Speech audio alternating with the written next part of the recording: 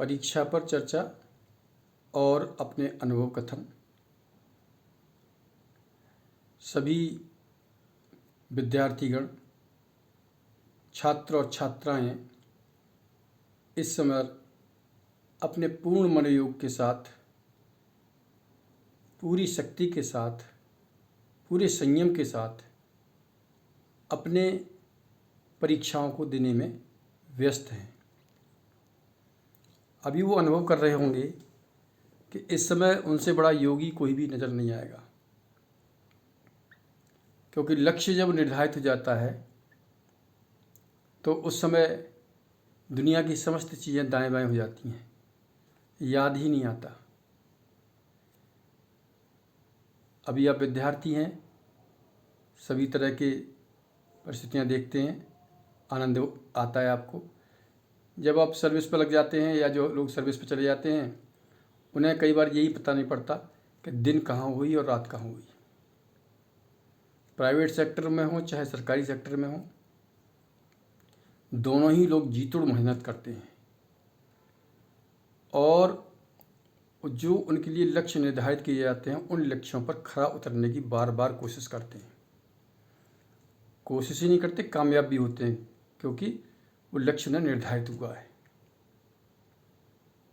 ये जो विद्यार्थी हैं वही काम ये करते हैं। कुछ विद्यार्थी पूरे साल, पूरे वर्ष व्यस्त रहते हैं, अपने काम करते हैं, अपने लक्ष्य को बार बार हासिल करते हैं और फिर आगे बढ़ जाते हैं। इस यज्ञ में उनके शिक्षक, उनके माता पिता, उनके अड़ोस पड़ोस के अंकल और आंटी, उनके शिक्षक और उनके सभी मित्र सब शामिल होते हैं। लेकिन इसके बावजूद भी उन्हें ये लगता है कि और अच्छा किया जा सकता था। वो इस बार नोट करते हैं इस चीज़ को। तो जिन विद्यार्थियों को, छात्र छात्राओं को ये लगता है कि अगली बार हमें और अच्छा करना है, तो इस समय वो पॉइंट नोट कर लें, दिमाग में बिठा लें कि हमें इन चीज़ों से आगे बढ़ना है। आखिर इसका कोई लक्ष्य का अंत तो है नहीं, क्योंकि आप देखते हैं टेक्नोलॉजी को विकास हुआ, एआई का विकास हुआ, एआई ने तहलका मचा दिया, है ना, कि जॉब्स के खतरे में पढ़ सकते हैं। जैसे चाहो सुंदर से सुंदर वॉइस निकलवा लो उनसे। म्यूजिक के लिए कोई स्टोरी है तो उसकी स्टोरी को कैसे बनाना है, उसके फोटोग्राफ्स कैसे तय करने हैं, ये एआई के माध्यम से संभव होने लगा है। तो इस समय हमारे विद्यार्थियों को और हम सबको उन चैलेंजेस को फेस करना है जिनसे कि समाज में उनके कल्याण के लिए, उनके हित के लिए उतारे गए हैं। तो आखिर कोई उन विद्यार्थियों को लगातार जो काम कर रहे हैं, जो पढ़ाई कर रहे हैं, ध्यान उनको क्या रखना है कि जब वो बैठें तो एक निश्चित डिस्टेंस रखें अपने उसकी, किताब की, अपनी पुस्तक की, अपनी आँखों की, अपनी रीढ़ की हड्डी की। प्रॉपरली बैठें, क्योंकि वो लंबे समय तक 2 घंटे, 4 घंटे, 6 घंटे, 8 घंटे बैठ करके भी उनकी कमर को दर्द नहीं होगा, जल्दी थकेंगे नहीं तो अगर कोई गलत पोस्चर में पड़ेंगे तो जल्दी थक जाएंगे और मेमोरी भी उतनी रिटेंशन नहीं हो पाती है। तो इन चीज़ों का छोटी छोटी चीज़ें हैं, लेकिन बहुत मतलब रखती हैं। जो पॉइंट आपको याद होते जाते हैं उनको अंडरलाइन कर सकते हैं कि ये हमें याद हो गया, ये हमें बाद में जाकर के इनको नोट्स में शामिल करना है। कुछ बबल्स बाद में अपने नोट्स में लिख सकते हैं, डाल सकते हैं कि ये एग्ज़ाम जाते टाइम पर हम देख लेंगे, क्योंकि उस समय जो पूरी साल की पढ़ाई की है उसको हमें 1 या 2 घंटे में रिवाइज़ करना है, जो हमारे सिलेबस में आना है उसके हिसाब से।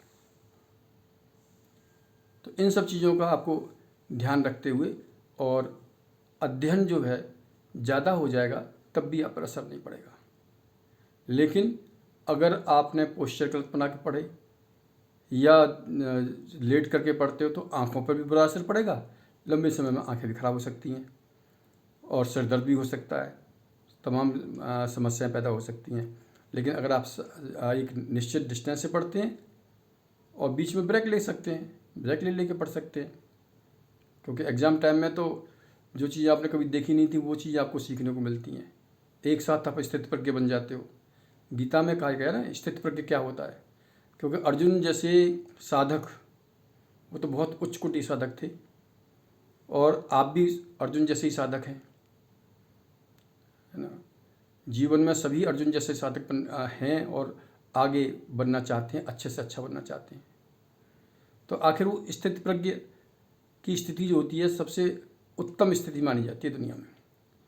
जब आदमी स्थितप्रज्ञ बन जाता है, जब व्यक्ति स्थितप्रज्ञ बन जाता है, जब वो साधक स्थितप्रज्ञ बन जाता है, तो उसके लिए समस्त दुनिया के वैभव ऐश्वर्य छोटे पड़ जाते हैं, उसके सामने छोटे हो जाते हैं। वो एक उसकी बहुत बड़ी अहमियत हो जाती है। तो आखिर मेरे से कई लोगों ने ये भी कहा कि हमारे लिए हमारे संगठन चल रहे हैं, आप ये बताइए गीता में ऐसा क्या है, गीता के ऐसे कौन से श्लोक हैं, या गीता में ऐसा कौन से भावार्थ हैं, ऐसा कौन सा कथन है भगवान का जो हमारे संगठनों के जो कार्यकर्ता हैं उनके लिए सुगम बनाता है, या उनके ऊपर लागू होता है, या वो उसके आधार पर चल रहे होते हैं। ऐसा क्या आप बता सकते हो हमें? तो हालांकि ये विद्यार्थियों से के लिए ही है, और धीरे जा करके ये वीडियो काफ़ी लंबी टाइम तक रहेगा अभी, तो ये सभी विद्यार्थी इसको बार बार देखेंगे तो समझ में आएगा भी। और इसमें गीता भी हम शामिल कर लेते हैं, क्योंकि श्रीमद् भगवद गीता में ऐसी दुनिया की कोई समस्या नहीं है जो उसमें हल ना हो, चाहे वो बाल गंगाधर तिलक हों, चाहे वो हमारे बापूजी हों,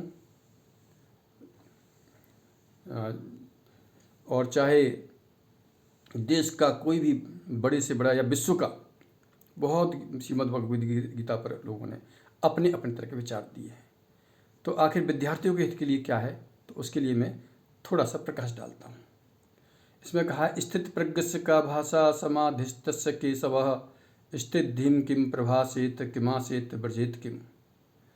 भगवान से पूछते हैं अर्जुन कि प्रभु स्थिर बुद्धि पुरुष के आप बार बार कहते हैं कि भटक जाते हैं वो लोग, भटकने के बाद जो लक्ष्य है वो प्राप्त नहीं हो पाता, उसका 70% 80% यही प्राप्त हो पाता है। तो आखिर स्थित प्रज्ञ व्यक्ति कैसा होता है, उसकी परिभाषा क्या है, वो कैसे बोलता है, कैसे चलता है, क्या हम जान सकते हैं? क्योंकि बाहरी आचरण से जान जाएंगे तो हमें पता पड़ जाएगा, अंदर से तो हम जानना हमें मुश्किल ही है। बाहर के आचरण से भी व्यक्ति की पहचान होती है। जैसे कहते हैं ना, किसी के बाहरी आडंबर को या बाहरी आपके वस्त्रों को देख करके पहले व्यक्ति वो आकर्षित होता है, तब जा कर के जब आपसे बात करता है तब फिर जा कर के आपके अंदर के व्यक्तित्व से परिचय होता है। अदरवाइज 99% लोग आपके बाहर के व्यक्तित्व से ही प्रभावित होते हैं। तो उसमें फिर भगवान श्री कृष्ण उत्तर देते हैं, प्रजहाति यदा कामान सर्वान पार्थ मनोगतान आत्मा नैवात्मनः तुष्टा स्थित प्रज्ञस्य दोच्यते। हे अर्जुन, जिस काल में यह पुरुष मन में स्थित संपूर्ण कामनाओं का भली भांति त्याग देता है और आत्मा से आत्मा में ही संतुष्ट रहता है, उस काल में वह स्थित प्रज्ञ कहा जाता है। एक तो कामनाएं हैं, एक तो है ज़रूरत, एक है कामनाएं। तो ज़रूरत तो जो कहते हैं बेसिक एमिनिटी जिनको बोला जाता है वो तो सबके लिए है, लेकिन कामनाओं का कोई अंत नहीं है। तो कहते हैं कामनाओं का अंत जो कर देता है वही व्यक्ति स्थित प्रज्ञ बन जाता है। गीता का 2 अध्याय का 56वां श्लोक क्या कहता है? दुखेषु अनुद्विग्नमनः सुखेषु विगतस्पृहः वीतराग भय क्रोधः स्थिर धीर्मुच्यते। अर्थात दुखों की प्राप्ति होने पर जिसके मन में उद्वेग नहीं होता है, और सुख की प्राप्ति को जो सर्वथा निष्प्रह है, मतलब उससे कोई सुखों की प्राप्ति है तो भाई उससे अटैच ना हो जाए, उससे मोह पैदा ना हो जाए। ठीक है, सुख आया है, दुख आया है। तथा जिसके राग भय और क्रोध नष्ट हो गए हैं, क्या क्या चीज़ें? राग भय क्रोध नष्ट हो गए हैं, ऐसा मुनि स्थिर बुद्धि कहलाता है। आप देखते होंगे जो आदमी क्रोध ज़्यादा करता है वो भटक जाता है, उसमें भटकावा जाता है, उसकी शक्ति क्षीण हो जाती है। तो वैसे ही राग है, वैसे ही भय है। तो इन पर जिन्होंने कंट्रोल कर लिया है, आपके एग्ज़ाम में कैसा भी आता है आपको न भय होना चाहिए, ना ही उसमें क्रोध आना है। तो इन सब चीज़ों से जब आप मुक्त होते हैं तो आपकी बुद्धि आपका मन स्थिति जो कंट्रोल हो जाती है, स्थिर हो जाती है। फिर कहते हैं यह सर्वत्रान अभिस्नेह तत्प्राप्य शुभाशुभम ना विदंती ना द्वेष्टि तस्य प्रज्ञा प्रतिष्ठिता। जो पुरुष सर्वत्र स्नेह रहित हुआ उस शुभ या अशुभ वस्तु को प्राप्त होकर न प्रसन्न होता है और न द्वेष करता है। कोई अगर मान लीजिए आपके मन की चीज़ मिल गई तो इतनी खुशी भी नहीं है, और अगर मन की नहीं मिली तो पता पड़ा कि आप डिप्रेशन में आ गए, आपको बुरा लग रहा है। तो इन चीज़ों से अगर दूर हो जाते हैं तो उसकी बुद्धि स्थिर हो जाती है।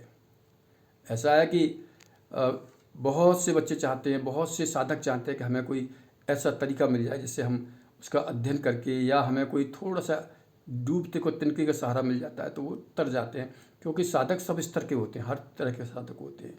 अब कौन किस स्तर का है, किसको किस ज्ञान की जरूरत है, वो इसमें से चुन लेगा। यदा संघर्ते चायम कुर्मा अंगानीव सर्वशः इंद्रियाणी इंद्रियार्थेभ्य तस्य प्रज्ञा प्रतिष्ठिता। जैसे फिर कछुए का उदाहरण देते हैं। जैसे कछुआ अपने सभी अंगों को समेट लेता है, वैसे ही पुरुष इंद्रियों के विषयों से इंद्रियों को सब प्रकार से हटा लेता है ना, और तो उसकी बुद्धि स्थिर हो जाती है। कहा भी गया है ना, काक चेष्टा बकु ध्यानम स्वान निंद्रा तथैव च अल्पाहारी गृह त्यागी विद्यार्थी पंचलक्षणम। विद्यार्थी का तो वैसे ब्रह्मचर्य का जीवन होता है 25 वर्ष तक का, तो वो इसलिए साधना कर ले जाते हैं। इसीलिए बहुत से बच्चे आपने देखा होगा IAS PCS को बहुत अच्छी तरह से क्वालिफाई कर जाते हैं बिना किसी नुकसान के। स्वास्थ्य भी उनका अच्छा रहता है, उनका मन भी अच्छा रहता है ना, इन सब से वो विजय प्राप्त करते चले जाते हैं। फिर है विषया विनिर्वर्तन्ते निराहार से देहिना रसवर्जम रस्यप्यस्य परम दृष्ट्वा निवर्तते। इंद्रियों के द्वारा विषयों को ग्रहण न करने वाले पुरुष के भी केवल विषय तो निवृत्त हो जाते हैं, विषयों से तो अपनी निवृत्ति पा गए, लेकिन उसमें रहने वाली जो आसक्ति है, ठीक है ना, उस आसक्ति से आप निवृत्त नहीं हो पाते।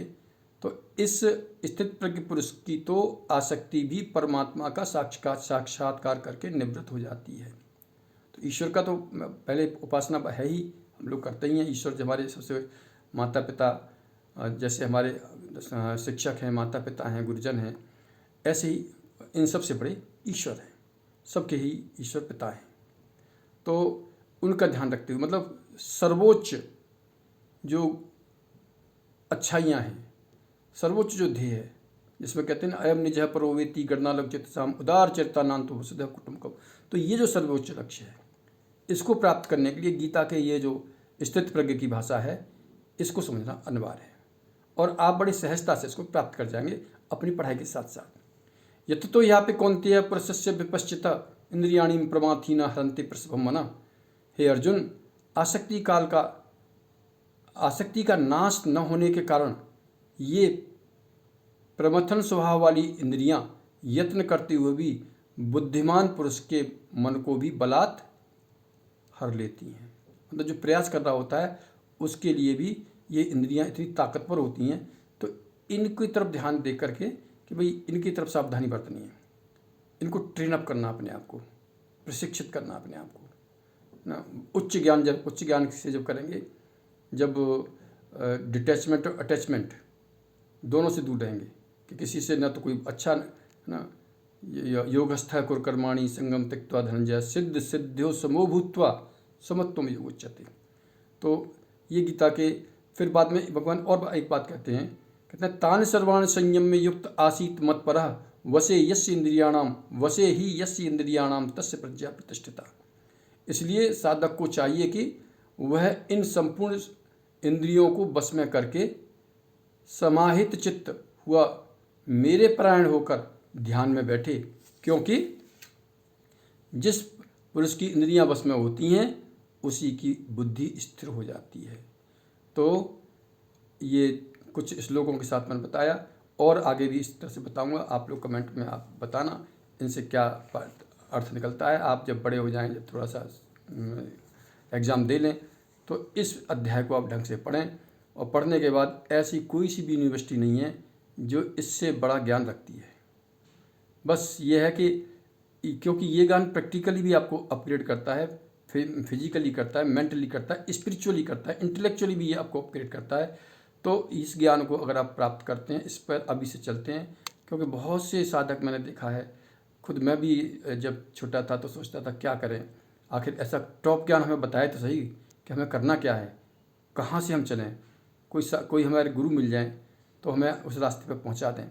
और आज भी आप देख लें कि इसी दुनिया में रह कर के बहुत से चाहे तो नेता हों, चाहे साइंटिस्ट हों, चाहे कोई अपने क्षेत्र में प्रमुख लोग हों, आप उनके जीवन को उठा के देख लीजिए।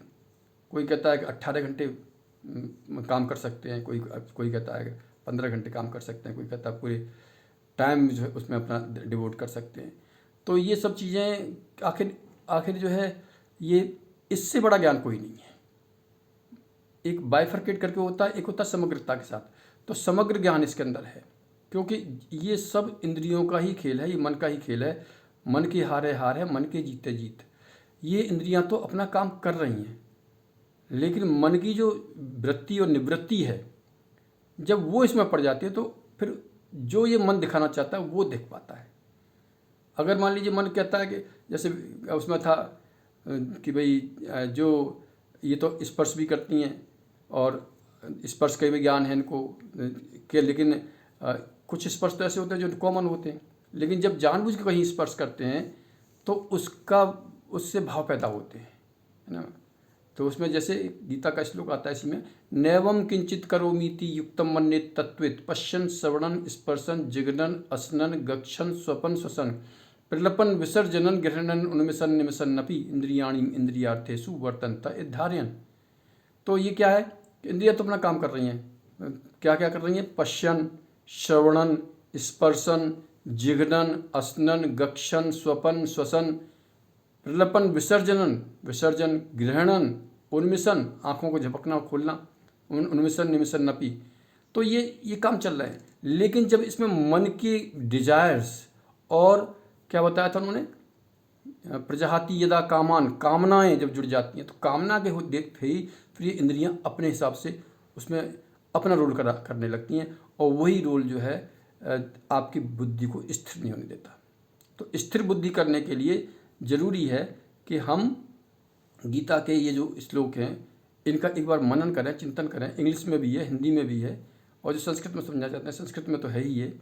तो इस तरह से मैं अपने ये उम्मीद रख के इसको बोल रहा हूँ कि ये बच्चे जो हैं, जो भी हमारे छात्र छात्राएँ हैं, चाहे IAS PCS बन जाए, चाहे कोई भी बने, बहुत बड़े बड़े संगठन भी इस बात को पूछते हैं कि भाई ऐसा गीता में कौन कौन से श्लोक आ सकते हैं जिनसे हमारे हमारे कार्यकर्ताओं को देख के बता दीजिए कि उन पर ये श्लोक खरे उतरते हैं।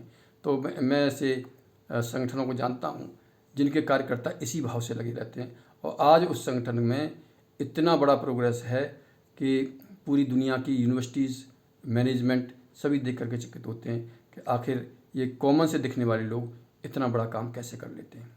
सभी को बहुत बहुत धन्यवाद, और इस चैनल को सब्सक्राइब करेंगे और इसके बारे में लाइक करेंगे, शेयर करेंगे, और कोई भी कमेंट मेरे एक्सपर्ट्स जो मित्र हैं बताना चाहते हैं तो बच्चों की हेल्प कर सकते हैं। बहुत बहुत धन्यवाद, सभी को नमस्कार।